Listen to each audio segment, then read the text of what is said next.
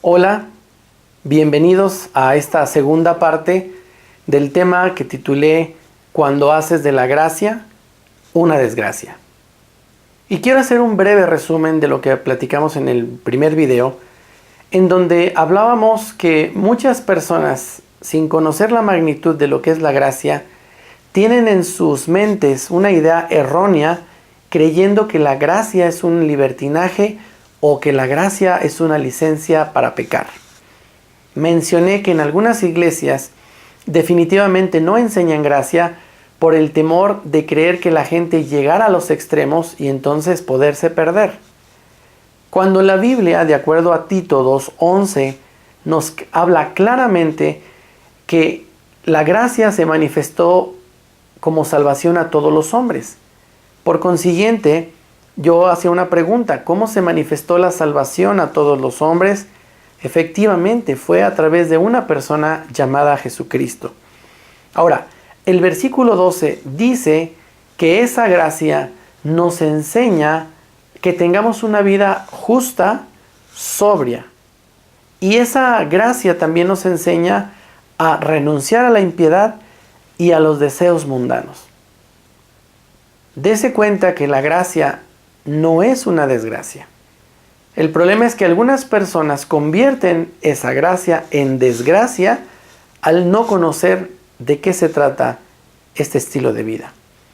Y bueno, vamos a iniciar esta segunda parte para poder concluir este tema, pero para ello quisiera que me acompañaran a Judas capítulo 1, versículo 4. Y la Biblia dice así: porque algunos hombres han entrado encubiertamente, los que desde antes habían sido destinados para esta condenación.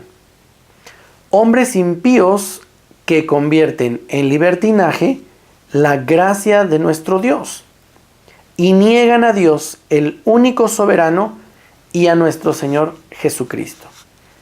Vea cómo esta cita menciona cierto grupo de personas los cuales convierten. Quiero detenerme un poquito en la palabra convertir. Me di a la tarea de investigar en el diccionario y encontré que la palabra convertir significa cambiar o transformar una cosa en otra completamente distinta. ¿Te das cuenta que en realidad el convertir es una distorsión de algo original para tener un producto completamente diferente? Eso es precisamente lo que las personas, al no conocer qué es la gracia, distorsionan el mensaje y entonces creen que se convierte precisamente en libertinaje. Ahora, vayamos al diccionario para encontrar cuál es el significado de libertinaje. Libertinaje significa un desenfreno en las obras o en las palabras. ¿Qué significa eso? Son aquellas personas quienes no se detienen. Son aquellas personas quienes no están conscientes de sus decisiones y entonces arbitrariamente cometen errores sin pensar las consecuencias. Y te quiero recordar que la gracia nos habla de una vida de sobriedad. Mencionamos que una persona sobria es aquella persona que está consciente de sus decisiones.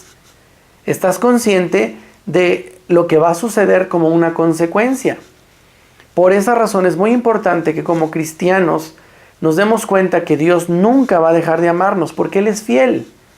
El problema es que nuestras decisiones es lo que trae consecuencias. Finalmente, quiero recordarte que tenemos un llamado de parte de Dios.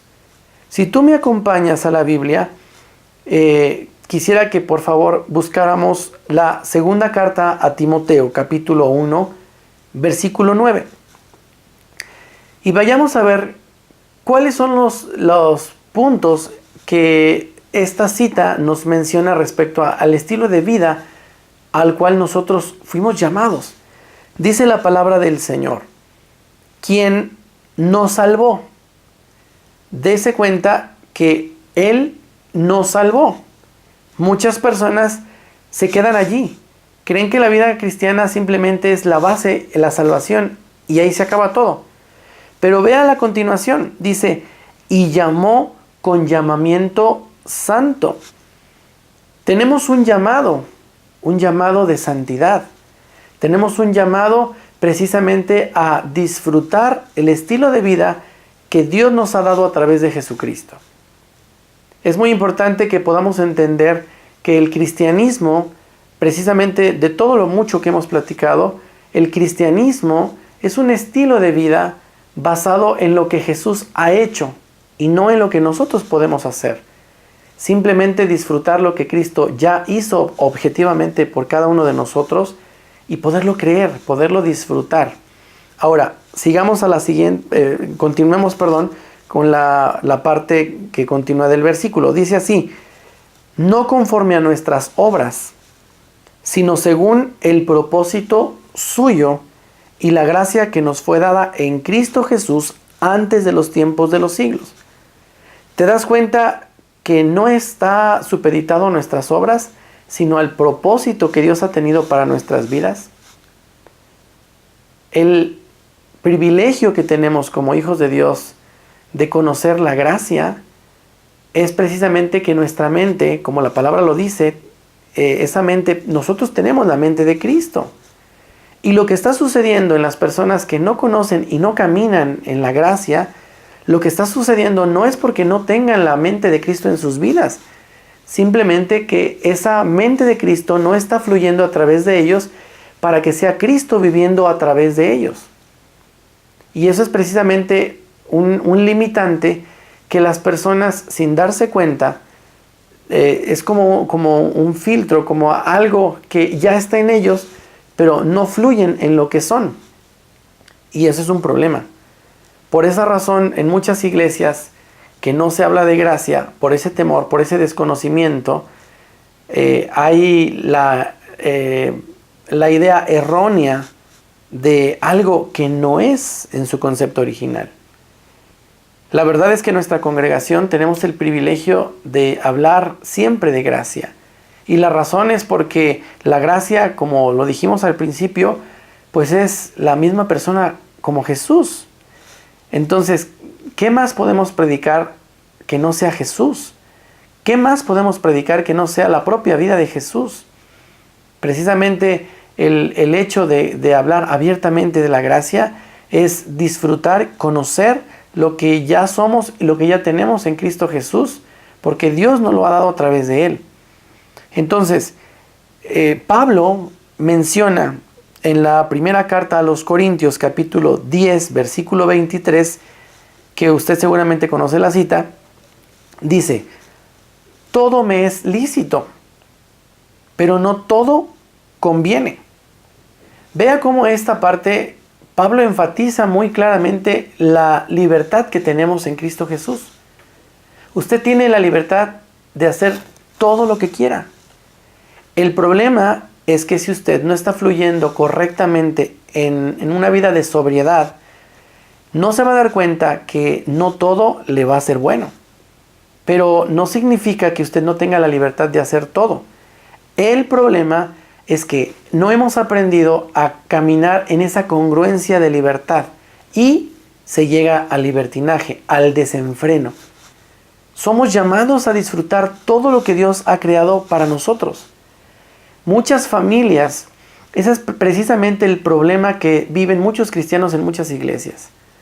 Han sido marginados, han sido limitados en creer que si hacen ciertas cosas, Dios no los bendice.